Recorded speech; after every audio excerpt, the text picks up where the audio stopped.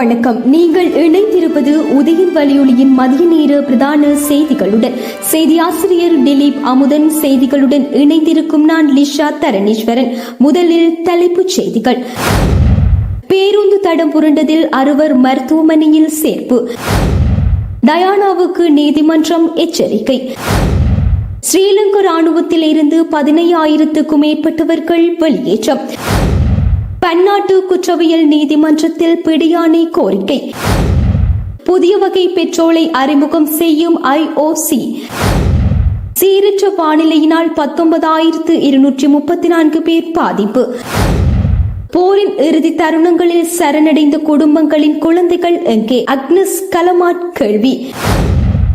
ஜாலில் சுகாதார பரிசோதகர்களை பூட்டி வைத்து அச்சுறுத்தல் விடுத்த 2 கைது. வெள்ளத்தில் மூழ்கியுள்ள தொடருந்து பாதைகள் தொடர்வென விரிவான செய்திகள்.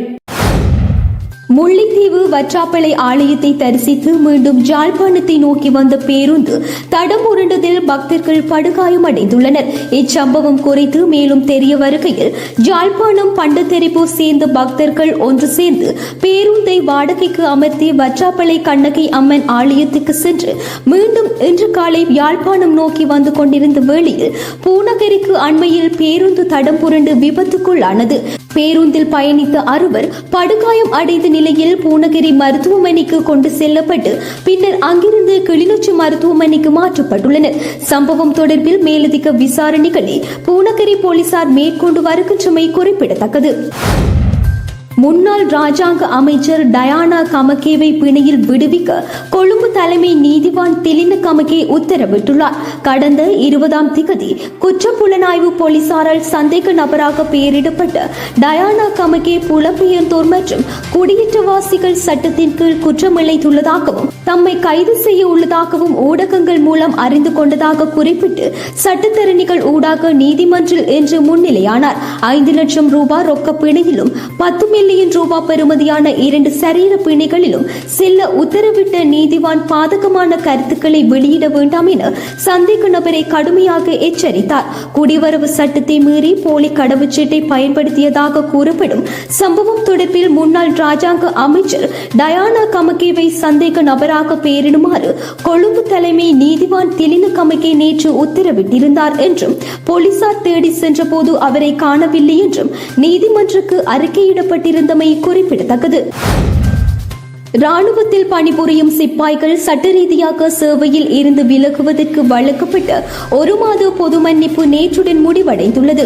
அக்கால பகுதியில் 15,667 ராணுவத்தினர் சட்ட ரீதியாக சேவையில் இருந்து விலகியதாக ஸ்ரீலங்கா ராணுவம் தெரிவித்துள்ளது. கடந்த ஆண்டு டிசம்பர் 31 மற்றும் அதற்கு முன் விடுமுறை இல்லாமல் பணிக்கு வராத ராணுவ உறுப்பினர்களுக்கு இந்த பொது மன்னிப்பு காலம் அறிவிக்கப்பட்ட நிலையில் இந்த காலப்பகுதியில் விடுமுறையின்றி கடமைக்கு சமூகம் அளிக்காமல் தற்போது வெளிநாட்டில் இருக்கும் 373 ராணுவத்தினரை சட்ட ரீதியாக ராணுவ சேவையில் இருந்து விலகுவதற்கான ஏற்பாடுகள் செய்யப்பட்டுள்ளதாகவும் தெரிவிக்கப்படுகின்றது. இஸ்ரேல் தலைமை அமைச்சர் பெஞ்சமின் நெதன்யாஹூ மற்றும் ஹமாஸ் தலைவர் யாக்யா சின்வார் ஆகிய இருவரும் போர்க்குற்றங்கள் தொடர்பாக கைதானியை எதிர்கொள்ள இருக்கிறார்கள். பன்னாட்டு குற்றவியல் நீதிமன்றத்தின் தலைமை சட்டத்தரணி தொடர்புடைய இருவரையும் கைது செய்ய பிடியாணைக்கு முறையான விண்ணப்பத்தை தாக்கல் செய்துள்ளார். இதேவேளை இஸ்ரேல் தலைமை அமைச்சர் பெஞ்சமின் நெதன்யாஹூவுக்கு எதிராக பிடியாணை பிறப்பிக்கப்பட வேண்டும் என்ற பன்னாட்டு குற்றவியல் நீதிமன்றத்தின் சட்டத்தரணியின் கோரிக்கைக்கு அமெரிக்க அரசு தலைவர் ஜோ பைடன் கண்டனம் வெளியிட்டுள்ளார். இஸ்ரேலிய பாதுகாப்பு அமைச்சர் ஜோசப் கல்லண்ட் மற்றும் ஹமாஸ் அமைப்பின் முக்கிய தலைமைகளான முகமது தியாப் இப்ராஹிம் அல் மஸ்ரி, ஹமாஸின் ராணுவ பிரிவின் தளபதி உள்ளிட்ட சிலருக்கு எதிராகவும் பிடியாணை பிறப்பிக்கப்பட வேண்டும் என கோரிக்கை விடுக்கப்பட்டது.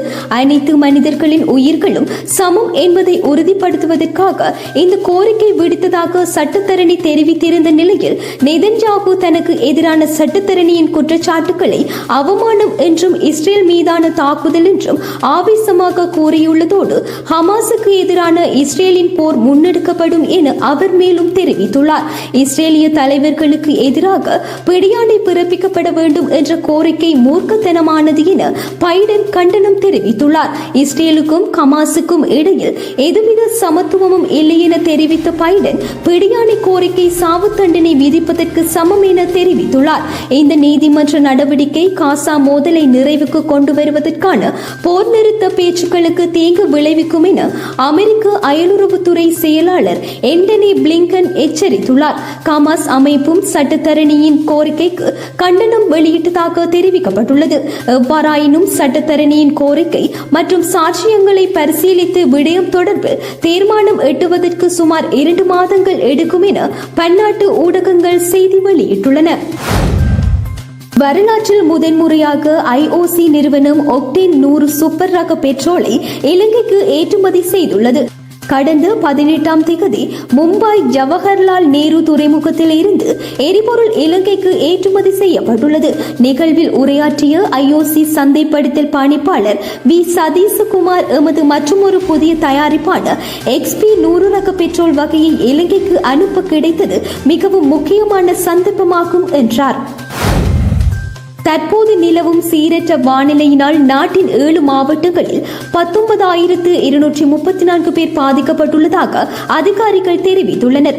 4,786 குடும்பங்கள் பாதிக்கப்பட்டதோடு 32 வீடுகள் பகுதியளவில் சேதமடைந்துள்ளதாகவும் 1,140 பேர் பாதுகாப்பான இடங்களுக்கு அனுப்பப்பட்டுள்ளதாகவும் தெரிவிக்கப்பட்டுள்ளது.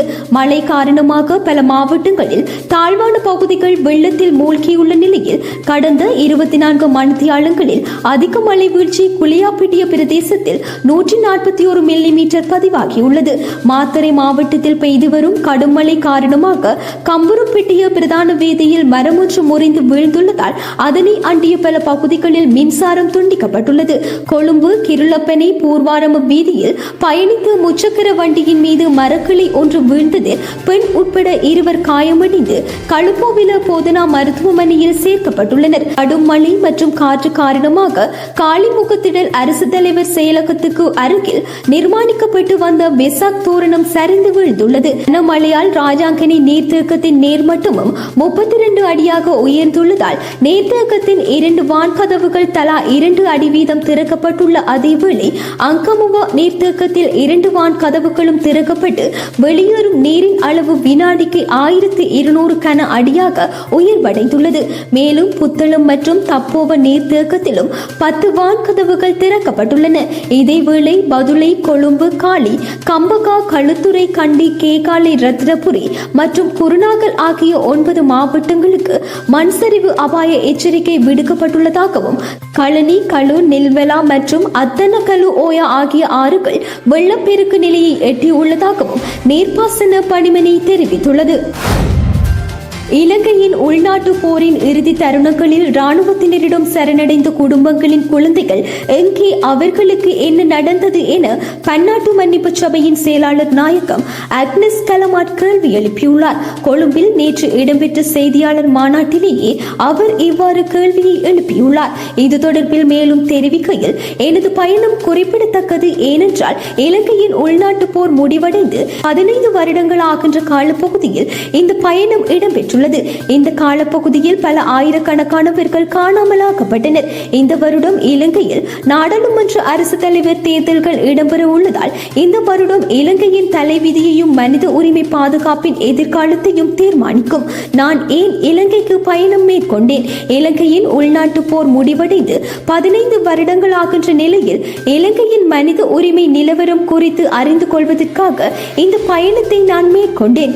இலங்கையில் நீதியை நிலைநாட்டுவதற்காக நாங்கள் என்ன செய்ய வேண்டும் என்பதை அறிவதற்காகவும் போரால் பாதிக்கப்பட்டவர்களுக்கு பன்னாட்டு மன்னிப்பு சபையின் ஆதரவை வழங்கவும் நான் இந்த பயணத்தை மேற்கொண்டேன். நான் முள்ளிவாய்க்கால் நிகழ்வில் கலந்து கொள்வதற்காக வடக்குக்கு பயணம் மேற்கொண்டேன். காணாமல் ஆக்கப்பட்டவர்களின் குடும்பங்களை சந்தித்தேன். அவர்கள் வெளிப்படுத்துகின்ற துணிச்சலும் மீள் எழுச்சி தன்மையும் நீதியை காண்பதற்கான அவர்களது உறுதிப்பாடும் எனது மனதை தொட்டுள்ளது. இலங்கையில் மிக பெருமளவானவர்கள் காணாமல் போயுள்ளனர். அவர்களுக்கு என்ன நடந்தது? காணாமல் போதல் என்பது மிக மோசமான வன்முறை. அது முடிவுக்கு வராது. உங்களுக்கு தெரியாது, பாதிக்கப்பட்டவர்களுக்கு பல பல வருடங்களுக்கு இந்த வலி தொடரும். இறப்பை விட இது வலி மிகுந்தது. வலியும் வேதனையும் மிக மோசமானதாக காணப்படும். உளவியல் சித்திரவதை நாளாந்தம், ஒவ்வொரு நாளும், ஒவ்வொரு வாரமும் தசாப்தங்களாக இந்த வலியும் வேதனையும் தொடரும். இது இலங்கையின் மீது விழுந்த கரை. இந்த கரையை அகற்ற ஒவ்வொரு இலங்கை பிரஜையும் முன்வர வேண்டும். அந்த குழந்தைகள் எங்கே? 4-5 மாத குழந்தைகள், 3-4 வயதானவர்கள். நான் அவர்களின் படங்களை பார்த்திருக்கின்றேன். 15 வருடங்களாகியும் பதில் இல்லை. இது மன்னிக்க முடியாத குற்றம். இவர்கள் குறித்து அரசாங்கம் பதிலளிக்க வேண்டும். இவர்கள் தாங்களாக முன்வந்து சரணடைந்தவர்கள். சரணடைவதுதான் பகுதிக்கு தாங்களாக சென்று சரணடைந்தார்கள். எங்கே அந்த குழந்தைகள் என்றார். ஜாழ்ப்பாணம் தெல்லிப்பளை சுகாதார மருத்துவ அதிகாரி பிரிவுக்கு உட்பட்ட பன்னாலையில் அனுமதியற்ற உணவுப் பொருட்களை தயாரிக்கும் நிலையத்தில் பரிசோதனைக்கு சென்ற பொது சுகாதார பரிசோதகர்கள் 2 பூட்டி வைத்து அச்சுறுத்தல் விடுத்த சம்பவம் ஒன்று இடம்பெற்றுள்ளது. சம்பவம் தொடர்பில் சுகாதார பணிமனை ஊடாக போலீசாருக்கு தகவல் வழங்கப்பட்டதை அடுத்து தெல்லிப்பளை போலீசார் பொது சுகாதார பரிசோதகர்களை மீட்டதுடன் 2 தொழிற்சாலை பணியாளர்களை கைது செய்துள்ளனர். சம்பவம் தொடர்பில் மேலும் தெரிய வருகையில் தொழிற்சாலை இதுவரை முறைப்படியான அனுமதிகளை கொண்டிருக்கவில்லை என்பதுடன் டெங்கு நுளம்புகள் பரவும் வகையில் சூழல் இருந்ததாகவும் தெரிவித்து பொது சுகாதார பரிசோதகர்கள் சட்ட நடவடிக்கையை எடுக்க முற்பட்டுள்ளனர். இதன் போதே பொது சுகாதார பரிசோதகர்கள் 2 தொழிற்சாலைக்குள் வைத்து உரிமையாளர்கள் பூட்டியுள்ளனர். சம்பவத்துடன் தொடர்புடைய தொழிற்சாலை உரிமையாளரும் மற்றும் பெண்ணொருவரும் தலைமறைவான நிலையில் நேற்று மாலை 2 தெல்லிப்பளை போலீசாரால் கைது செய்யப்பட்டுள்ளனர்.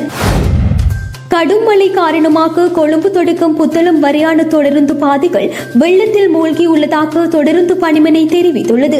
இதன் காரணமாக இன்று கொழும்பு தொடக்கம் புத்தளம் வரையான தொடருந்து மார்க்கத்தில் பயணிக்கும் தொடருந்து சேவை மட்டுப்படுத்தப்பட்டுள்ளதாக தெரிவிக்கப்பட்டுள்ளது. கொழும்பில் இருந்து புத்தளம் வரையான தொடருந்து சேவையில் ஒரு நாளைக்கு 4 தொடருந்துகள் செயற்படுவதாக தெரிவிக்கப்பட்டுள்ளது. இத்துடன் மதிய நேர பிரதான செய்திகள் நிறைவடைகின்றன. அடுத்து வரும் இரவு நேர பிரதான செய்திகளுடன் இணைந்திருங்கள்.